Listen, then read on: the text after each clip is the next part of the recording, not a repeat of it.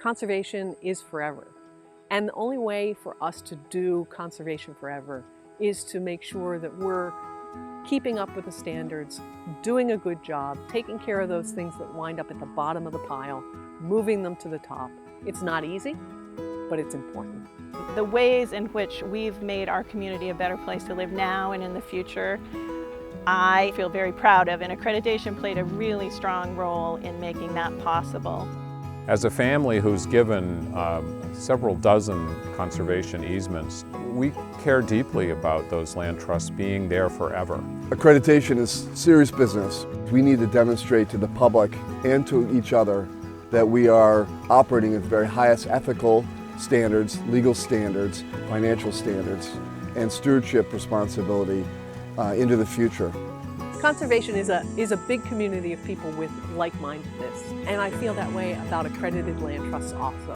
What accreditation really does in an easy-to-find way is to bring those learnings of best practices from land trusts from all over the country. It's good to have the verification from an outside group that comes in, takes a look at your records, takes a look at your policies, offer constructive feedback on how to get better, and kind of steps to move forward so that the larger land conservation goal across the country really is successful. When we ask ourselves what we should do, we think about accreditation and we think about requirements. Before we were accredited, we really had no governance policies. Five Rivers didn't have any kind of record-keeping policy when we started. Easement violations, there were several that we had sort of delayed on, and now that we're up for reaccreditation, we're really looking back and seeing, okay, we need to deal with these. It's like cleaning your attic, but when it's done, there's an enormous feeling of accomplishment. Your ducks are in a row, your house is in order, and you can move forward with a new positive feeling about your organizational structure. We've been able to use volunteers and reduce the staff time that it takes to do that record keeping. That's a big bonus for us.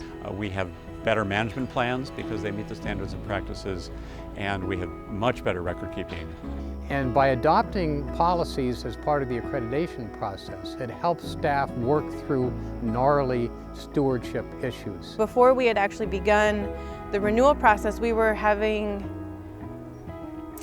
a struggle with perhaps the biggest violation we'd seen to date. Our violations policy, our enforcement actions, all of that helped to ensure that we had all of the steps necessary so that we could resolve the case. Accreditation has helped us be ready for staff transitions in particular. Right after we were accredited, we had our executive director leave and had to replace him. We took a deep breath, sort of mourned the loss of one of our fabulous employees, but were able to move forward in a really productive way. It was incredibly helpful to have the roadmap of what to do, how to do it. Someone could step right in and it was so much easier. It can be very reassuring to a landowner to know that the policies are in place, that what is happening at the land trust today will happen there tomorrow, and that the transition to new staff will be well covered. So an accredited land trust, in my mind, means a secure, financially stable, well-governed land trust that has a future. Any land trust who is thinking about accreditation, I just can't encourage you strongly enough to go down that road. The accreditation process, the renewal process, provides an assurance that we're doing the right work, and my kids will see it and their kids will see it,